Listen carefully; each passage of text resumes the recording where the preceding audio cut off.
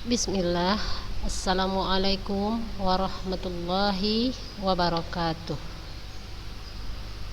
Alhamdulillah, wassalatu wassalamu ala rasulillahi amma ba'du. Marilah kita bersyukur kepada Allah atas segala nikmat-nikmat yang selalu kita terima, dan marilah kita berucap salam kepada Nabi kita Muhammad sallallahu alaihi wasallam. Apa kabar anak-anak ustazah? Siap ya untuk memulai pelajaran daring kita di hari ini, pelajaran kewirausahaan dan prakarya ya. Sehat insyaallah ya, sehat dan tetap semangat ya. Nah, baik anak-anak ustazah, untuk materi hari ini kita masih di bab 3 ya, masih di wirausaha pembenihan ikan konsumsi ya. Nah, sekarang kita sudah masuk ke bagian B ya, penerapan sistem pembenihan ikan konsumsi berdasarkan daya dukung wilayah ya. Nah, anak-anak ustazah, kita harus mengenal dulu aneka produk dari ikan konsumsi ini ya. Coba kita lihat. Ini ada di sini ikan lele, ikan gurame, bawal, nila ya. Anak-anak ustazah kenal ya dengan ikan-ikan tersebut, tahu ya dengan ikan tersebut ya. Semoga sudah pernah merasakannya. Kalaupun kemarin sudah kita bahas, kemarin kita ulang sedikit ya anak-anak ustazah. Kita mulai dari ikan lele lokal. Nah, ikan lele lokal ini merupakan jenis ikan konsumsi air tawar ya, dengan ciri-ciri tubuhnya yang memanjang, kulitnya licin ya, serta identik dengan warna punggungnya yang hitam dan warna perutnya yang abdomen atau putih keabu-abuan.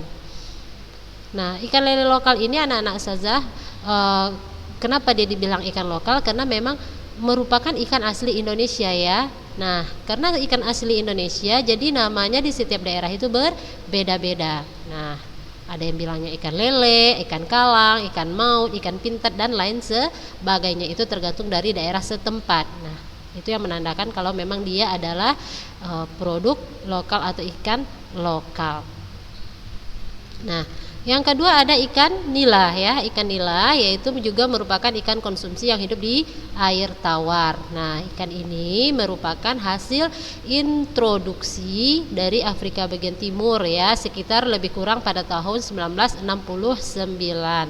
Nah, untuk saat ini anak-anak ustazah, ikan nila ini sudah menjadi komoditas andalan ya dan unggulan ya untuk ikan konsumsi air tawar. Nah, untuk memenuhi kebutuhan konsumen domestik dan luar negeri, nah ya, dia sudah menjadi ikan yang memang dibudidayakan ya kan. Dia sebenarnya mudah dibudidayakan dan mudah juga dipasarkan ya anak ustazah. Karena apa? Karena merupakan salah satu jenis ikan yang paling disukai oleh masyarakat kita ya. Nah, morfologinya atau bentuknya ikan nila ini, dia mempunyai garis vertikal nih ya anak-anak ustazah ya, garis vertikal yang berwarna gelap di sirip ekornya. Nah, anak-anak ustazah bisa lihat warna gelap di sirip ekornya. Ini ada contoh gambarnya, bisa diperhatikan.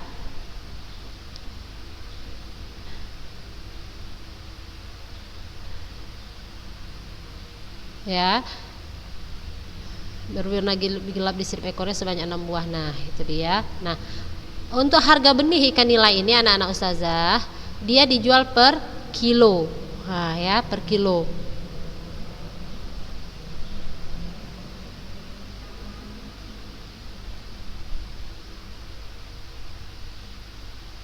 Nah, dalam per kilo itu terdapat 500 ekor ya, lebih kurang ya. Di dalam sekilo benih itu lebih kurang terdapat 500 ekor. Jadi bisa lebih bisa kurang. Kenapa? Dia bergantung bobotnya. Nah, kalau ikan mungkin benihnya agak besar, nah mungkin dia akan kurang dari 500 ekor.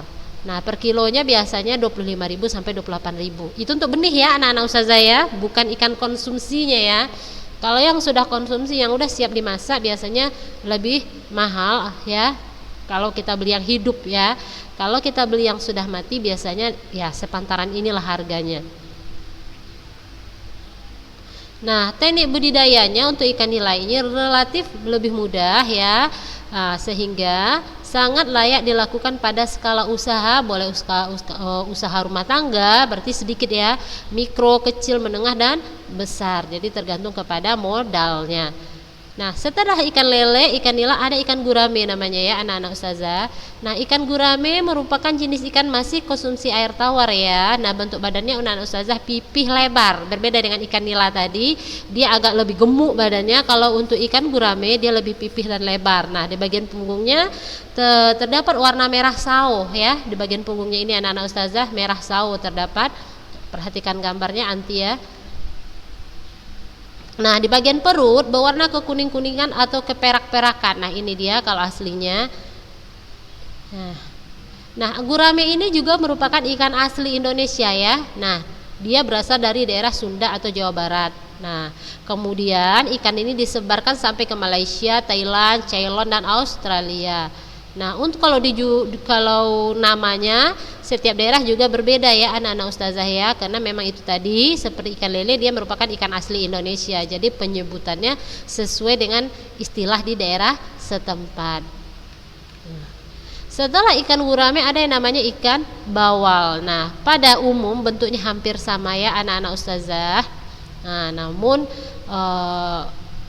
kalau ikan bawal ini dia lebih gendut dia, lebih gemuk dia daripada gurame tadi. Kalau gurame dia lebar dan pipih. Nah, warna juga untuk ikan bawal, anak-anak usah perhatikan, dia di bagian atasnya dia agak warna kegelap, terus di bawahnya dia akan warna cerah.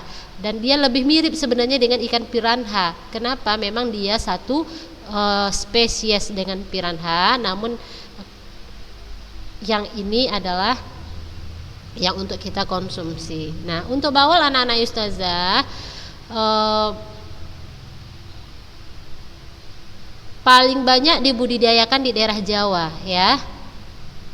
Dia bawal ini mempunyai beberapa keistimewaan ya, diantaranya dia cukup pertumbuhannya cukup cepat ya. Terus nafsu makannya tinggi, serta termasuk pemakan segalanya atau omnivora. Jadi lebih banyak memakan daunan, daya tahan yang tinggi terhadap kondisi limnologi yang ekstrim atau cuaca yang ekstrim ya. Dan cita rasa daging yang sangat enak ya, hampir menyamai dengan rasanya daging ikan gurame. Nah, berbeda dengan ikan piranha. Kalau piranha adalah pemakan daging. Nah, kalau dia adalah omnivora. Nah, anak-anak ustazah, setelah itu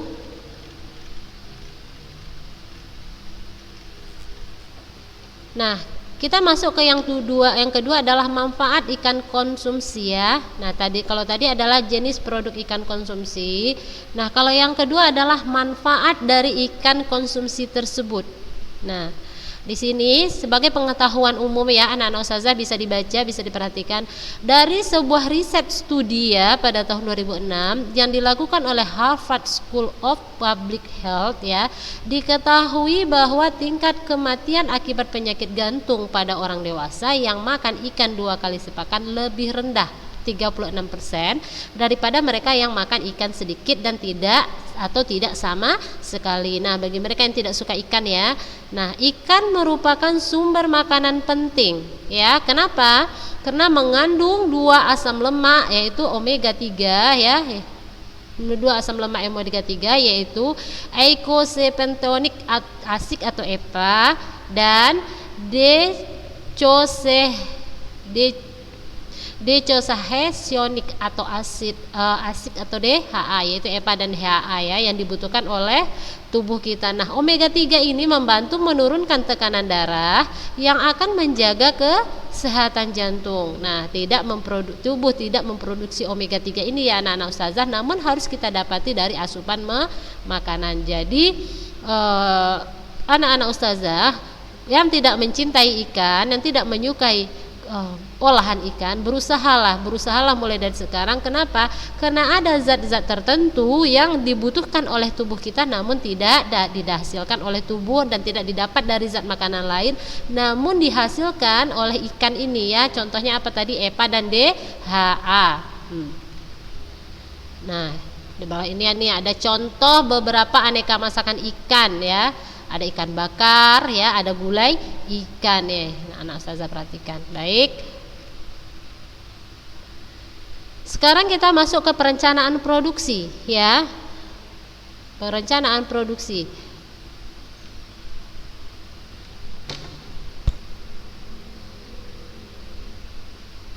Nah, anak-anak ustazah, kalau kita memulai suatu bisnis usaha, nah kita harus berpikir apa? Apakah usaha tersebut memberikan keuntungan atau tidak bagi kita yang menjalankan? Nah, kita harus berpikir dulu. Misalnya dia tidak memberi keuntungan, mending dihentikan, tidak usah dilanjutkan. Namun kalau dia dapat memberikan keuntungan, nah itulah yang dinamakan usaha. Nah, dengan mempelajari bagaimana caranya biar kita tahu bahwa usaha itu dapat menguntungkan kepada kita, yaitu dengan mempelajari dan memahami cara-cara khusus yang harus dilakukan untuk mencapai keberhasilan. Nah, memungkinkan kita untuk memulai budidaya ikan dengan cara yang benar. Nah, anak-anak ustazah, usaha budidaya pembenihan ikan dapat memberikan keuntungan yang cukup besar. Ya. Bagaimana caranya? Kita harus mempelajari dan memahami ya, bagaimana cara-cara untuk mencapai keberhasilan ya. Nah, bagaimana cara-cara untuk memulai kegiatan budidaya yang baik dan benar. Nah, keberhasilan wirausaha pembenihan ikan ini tergantung kepada perencanaan usaha kita atau bisnis plan. Nah, di berikut ini ada beberapa hal ya anak-anak ustazah yang perlu diperhatikan saat membuat rencana usaha pembenihan ikan konsumsi. Nah, yang pertama, pilihlah lokasi usaha yang dekat dengan sumber air ya, bahan dan peralatan usaha, tenaga kerja serta dekat dengan lokasi pemasarannya. Nah, yang paling utama itu adalah dekat dengan sumber air ya. Kenapa? Kita akan berbudidaya ikan. Nah, namanya ikan habitatnya di dalam air. Nah, kalau sudah dekat dengan sumber air, kita akan mengurangi pengeluaran untuk mendatangkan air ke tempat usaha kita. Nah, ya, mempermudah kita sebenarnya ya. Terus dia juga dekat dengan bahan peralatan usaha ya, tenaga kerjanya serta dekat dengan lokasi pemasaran. Nah, yang kedua, tentukan jenis ikan yang akan dibudidayakan ya. Ikan yang dibudidayakan ya bisa lebih dari satu jenis ya. Tidak harus cuma membudidayakan satu jenis. Namun kalaupun satu jenis juga tidak masalah ya. Terus urus izin dan daftar usaha pada instansi terkait. Terus membangun wadah budidaya ikan. Nah, ini tergantung kepada jenis ikan yang kita pilih ya, wadahnya ini anak-anak ustazah. Yang berikutnya, kembangkan satu areal budidaya ikan dengan membangun kolam pembenihan. Ya, dapatkan pasar dan kembangkan jaringan pemasaran. Terus harus dapat mengelola keuangan dengan baik dan benar. Nah, ini dia adalah hal-hal yang perlu kita perhatikan saat membuat rencana usaha pembenihan ikan konsumsi. Paham ya? Baik, kita lanjut. Nah, setelah itu yang keempat, ada yang namanya kebutuhan alat dan bahan. Kebutuhan alat dan bahan di dalam kegiatan budidaya kita. Nah, yang A, alat penunjang pembenihan. Kita ambil di contoh di sini adalah pembenihan ikan lele ya, anak-anak ustazah. Nah, apa saja peralatan yang kita butuhkan dalam proses pembenihan ikan lele? Nah, di sini anak ustazah bisa perhatikan. Yang pertama adalah peralatan pengadaan air bersih ya. Seperti apa? Seperti pompa air atau pompa celup atau aerator ya. Nah, itu yang harus kita adakan pertama-tama ya. Nah, yang kedua adalah pemijahan ikan lele seperti kakaban ya. Terus pendederan benih ikan lele seperti blower. Nah, yang keempat ada pemanenan atau penyortiran benih ikan lele seperti seser ya, ini nama alat-alatnya ya anak-anak ustazah. Terus yang kelima ada pengemasan benih ikan lele seperti plastik, styrofoam dan tabung oksigen. Nah, ini sebenarnya ini juga tahap-tahap ya anak-anak ustazah. Nama tahap pemijahan, pendederan, terus pemanenan atau penyortiran pembenihan, baru dikemas. Pemijahannya adalah proses ini penetasan ikan. Pendederan ini adalah memilih ikan yang lebih besar, memisahkan ikan yang bibit ikan yang agak lebih besar dengan yang kecil.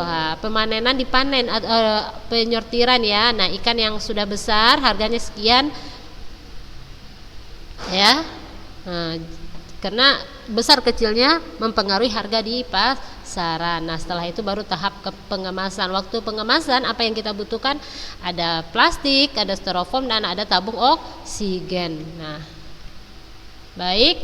Setelah alat penunjang pembenihan, ada yang namanya bahan penunjang pembenihan. Yang tadi alat ya, alat penunjang pembenihan. Sekarang bahannya ya, anak-anak ustazah ya. Nah, sebelum melakukan pembenihan ikan lele, perlu menentukan atau memilih bahan yang akan digunakan ya anak-anak ustazah. Nah, apa saja? Nah, bahannya itu tergantung kepada proses pembenihan, yaitu persiapan sarana dan prasarana media pemijahan atau indukan ya, pemilihan induk, pemijahan atau pembenihan, penetasan telur, dan pemeliharaan larva dan benih. Nah, anak-anak ustazah perhatikan gambar ini adalah tabelnya. Nah, tabelnya yang pertama itu persiapan media pemijahan. Nah, di dalam persiapan media pemijahan ini apa yang harus kita sediakan? Ada kolam terpal. Nah, terpal, membuat kolam terpal itu kita butuh apa? Terpal, bambu dan besi yang melingkar untuk untuk kerangkanya, dan air. Nah, bisa juga kita di dalam proses pemijahan ini memakai kolam semen. Nah, kalau kolam terpal ini alatnya tadi. Nah, kolam semen, dalam membuat kolam semen apa yang kita butuhkan? Ada semen, pasir, batu bata atau batako, air, paralon. Oke. Nah, itu dalam proses persiapan media pemijahan kita pertama-tama harus menyediakan yang namanya kolam. Nah, setelah persiapan media pemijahan, kita masuk ke dalam pemilihan induk ya, pemilihan induk. Nah, setelah itu pemijahan induk. Nah, di dalam proses ini anak-anak ustazah, apa yang harus kita perhatiin dan harus kita lakukan dan tidak boleh tidak dilakukan? Yang pertama, di dalam pemilihan induk. Nah, kita harus memilih induk ikan lele yang benar-benar berkualitas. Ya, kenapa? Nah, dengan memilih induk yang berkualitas dan yang unggul, nanti akan menghasilkan bibit yang banyak, bibit yang unggul, ya kan? Nah, setelah itu apa? Yang kedua adalah pakan yang memiliki protein tinggi ya, seperti Tubivex. Apa itu Tubivex? Cacing sutra. Ya. Nah, itu adalah pakan yang berprotein tinggi. Nah, itu yang akan dimakan oleh si induk ikan lele tadi, sehingga dia akan menghasilkan telur-telur yang bagus, telur yang banyak dan berkualitas. Setelah itu apa yang harus kita sediakan? Sapu ijuk, yaitu untuk apa? Untuk tempat telur kakaban ya, untuk tempat telur atau kakaban. Oke, ya anak-anak ustazah. Nah, setelah itu apa lagi? Setelah itu ada yang namanya yang keempat, ovaprium, yaitu jika menggunakan sistem pembenihan buatan.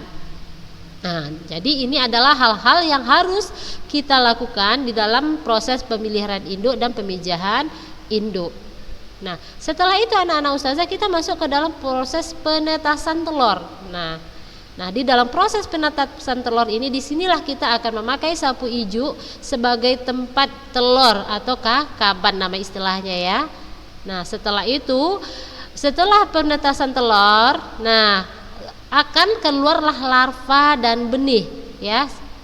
Jadi berbentuk larva dan benih. Nah, apa yang harus kita lakukan di sini? Yaitu menyediakan pakan yang memiliki protein tinggi. Seperti apa? Seperti Tubivex atau cacing sutra. Nah, itu dia tadi adalah skema ya, atau bagan di dalam diagram diagram aliran proses pembenihan ikan dan bahan-bahan yang kita butuhkan. Jadi jangan lupa ini dicatat ya anak-anak ustazah ya. Baik. Setelah itu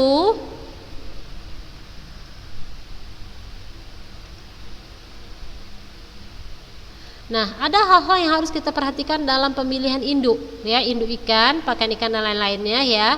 Persyaratannya yaitu pertama, ikan yang dipilih sebaiknya yang mudah dipelihara ya, atau bila usaha tersebut adalah pembenihan ikan, maka sebaiknya ikan dipilih adalah jenis yang mudah dalam pemijahan. serta diharapkan dalam pelaksanaannya cukup menggunakan peralatan yang sederhana sehingga biaya produksi lebih ringan. Nah, yang kedua, bahan baku yang disediakan harus berkualitas karena untuk memperoleh suatu hasil produksi yang baik ya, dibutuhkan bahan baku yang baik pula ya. Contohnya, untuk memperoleh benih yang baik diperlukan induk ikan yang baik pula. Nah, setelah itu bahan baku ya.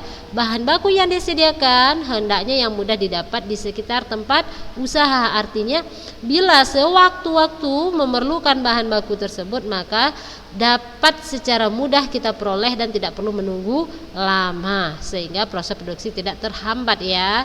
Nah, yang terakhir, bahan baku yang tersedianya hendaknya relatif murah ya. Dengan demikian diharapkan usaha yang kita jalankan dapat mendatangkan keuntungan yang lebih besar. Nah, ini harus yang kita perhatikan di dalam persyaratan dalam memilih bahan ya. Apa aja yang termasuk ke bahannya itu induk ikan, pakan ikan dan lain sebagainya.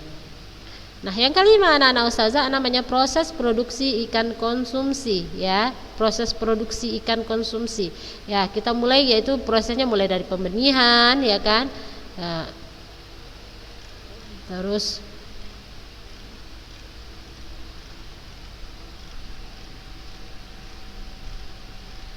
baik, selanjutnya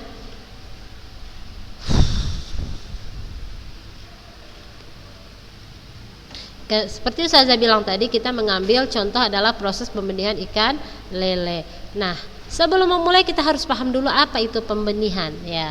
Pembenihan adalah suatu tahap kegiatan dalam budidaya yang sangat menentukan tahap kegiatan selanjutnya. Apa kegiatan selanjutnya? Yaitu pembesaran. Ya, nah pembenihan ini anak-anak ustazah juga dapat diartikan sebagai suatu kegiatan pemeliharaan ya yang bertujuan untuk menghasilkan benih dan selanjutnya menjadi komponen input untuk kegiatan pembesarannya. Nah ini ada diagramnya. Yang pertama mulai dari persiapan sarana dan prasarana, pemeliharaan induk, pemijahan induk. Tadi diagramnya ya, ini yang lebih jelasnya tadi. Nah ini juga sama dengan diagram tadi. Nah baik.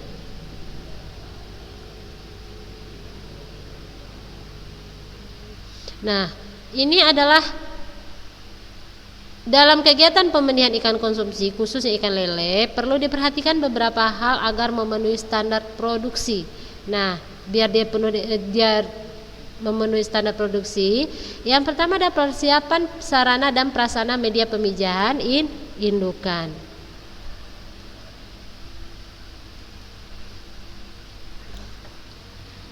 Nah, dalam pemijahan indukan ikan anak-anak ustazah, langkah utama yang harus dilakukan adalah persiapan kolam. Nah, itu tadi entah itu kolam terpal atau kolam semen ya atau kolam tembok ya, terserah. Nah, itu termasuk ke dalam persiapannya. Kita sudah bahas tadi. Ini contohnya kolam terpal.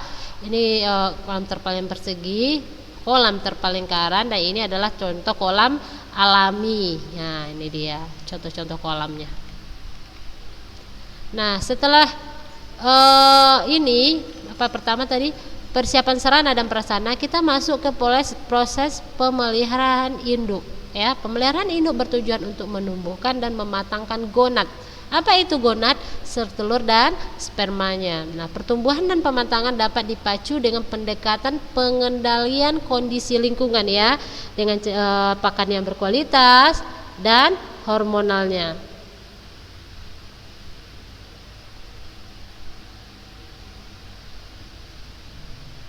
Nah, ini ada ciri-ciri induk ikan lele yang siap memijah, yaitu calon induk jantan dan betina terlihat mulai berpasang-pasangan dan kejar-kejaran. Nah, ini berarti dia siap untuk dipijah. Nah, ini dalam proses pemilihan induk ya. Jadi hal-hal ini harus kita teliti betul. Jangan sampai ikan yang belum siap melakukan pemijahan dah kita tangkap ya. Nah, dia mulai berpasang-pasangan dan kejar-kejaran. Ya.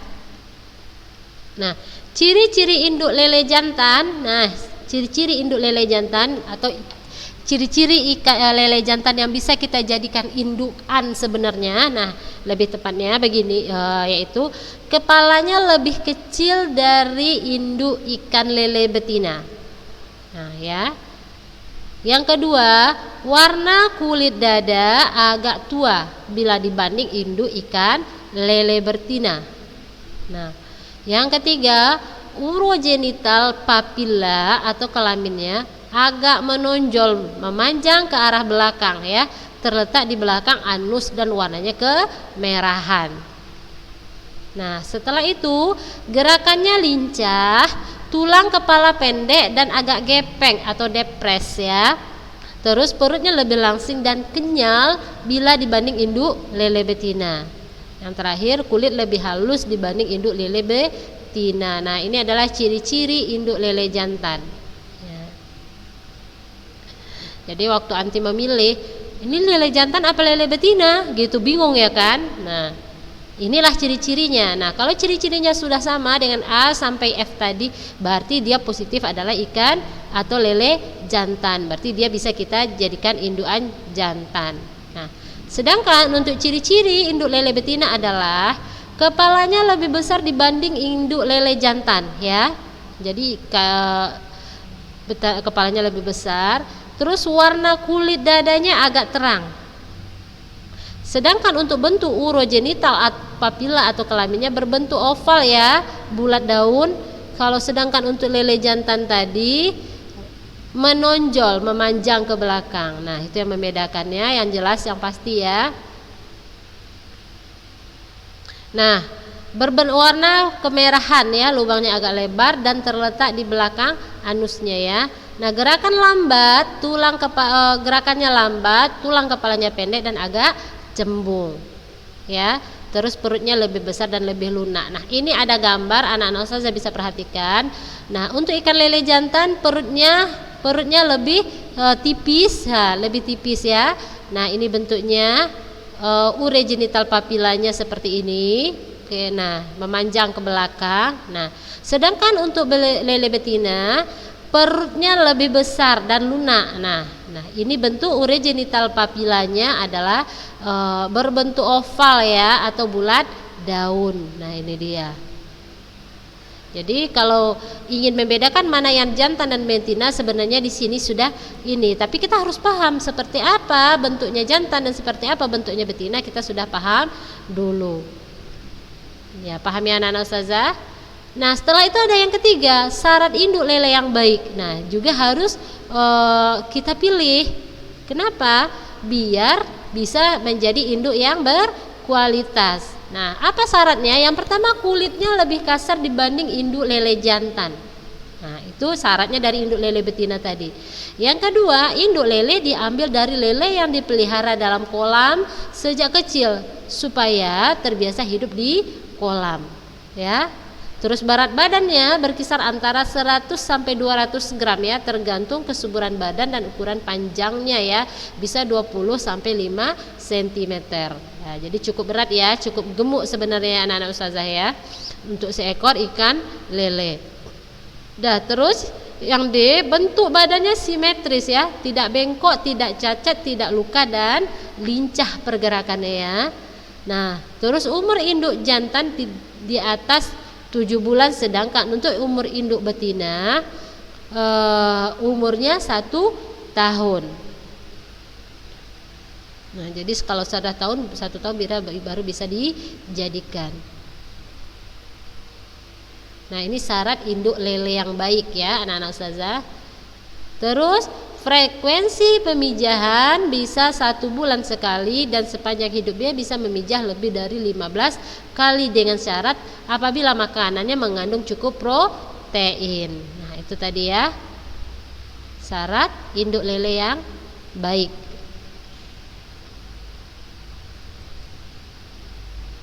Nah, baik anak-anak ustazah, untuk pemijahan dan pembenihan kita masuk minggu depan ya. Baik, kalau ada pertanyaan silahkan bertanya ya anak-anak ustazah. Kita cukupkan hari ini sampai di sini.